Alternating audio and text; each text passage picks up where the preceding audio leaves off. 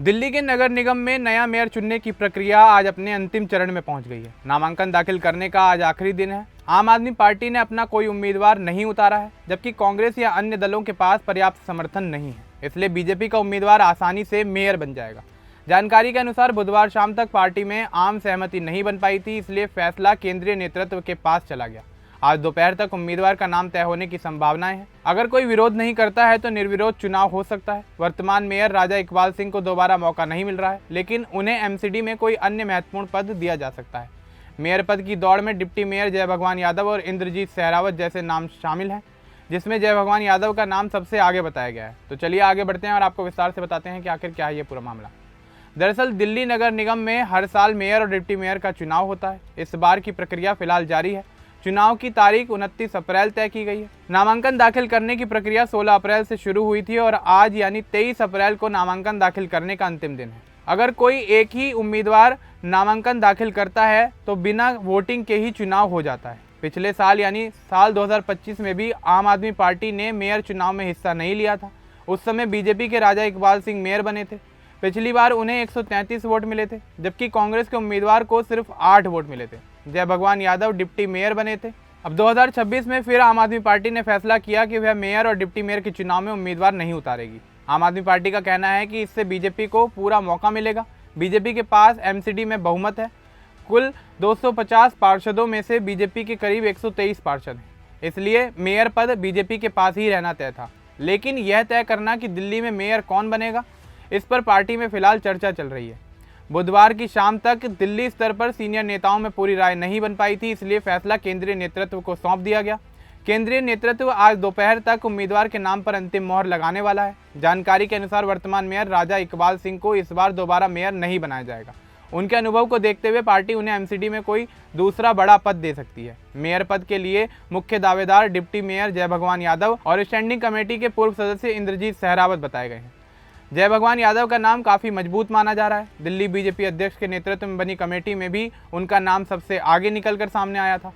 प्रवेश वाही का नाम भी चर्चाओं में था, लेकिन सूत्रों ने कहा कि जय भगवान यादव पर ज़्यादा जोर है। डिप्टी मेयर पद पर पार्टी किसी नए और युवा चेहरे को मौका देने की बात सोच रही है। इससे पार्टी को नई ऊर्जा मिलेगी और युवा पार्षदों को प्रोत्साहन मिलेगा।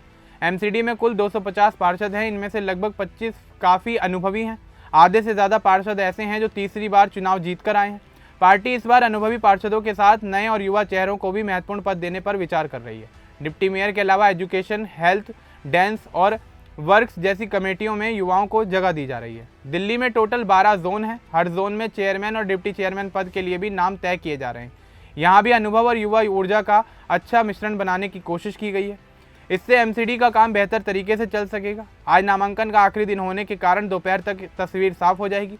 अगर कांग्रेस या कोई निर्दलीय उम्मीदवार नामांकन दाखिल नहीं करता है तो बीजेपी का उम्मीदवार बिना किसी विरोध के मेयर चुना जाएगा।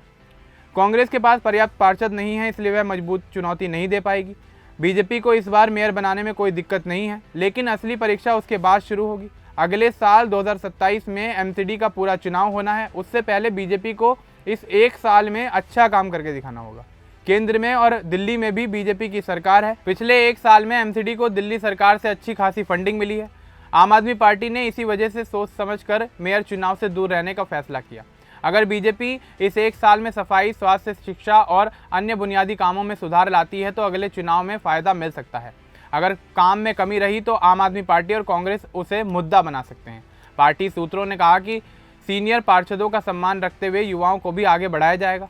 इससे एमसीडी में नई सोच आएगी और पुरानी समस्याओं का नया तरीके से समाधान निकलेगा। आज दोपहर तक केंद्रीय नेतृत्व के फैसले के बाद नामांकन दाखिल होने की उम्मीद है।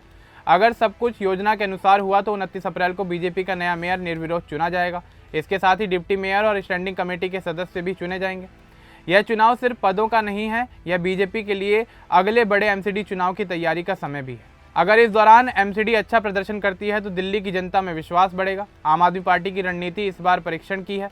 बीजेपी को सत्ता सौंपकर देखना कि वह कितना काम कर पाती है। कुल मिलाकर आज का दिन महत्वपूर्ण है। सस्पेंस जल्द ही खत्म होने वाला है और दिल्ली को नया मेयर मिल जाएगा। पार्टी युवा और अनुभवी संतुलन बनाकर आगे बढ़ने की कोशिश कर रही है ताकि आने वाले समय में एमसीडी बेहतर तरीके से काम कर सके। अब इस पूरे मामले को लेकर आपका क्या कुछ कहना है हमें कमेंट बॉक्स में जरूर बताएं। बाकी इस तरह की और अपडेट्स के लिए हमारे चैनल को सब्सक्राइब करना ना भूलें। धन्यवाद।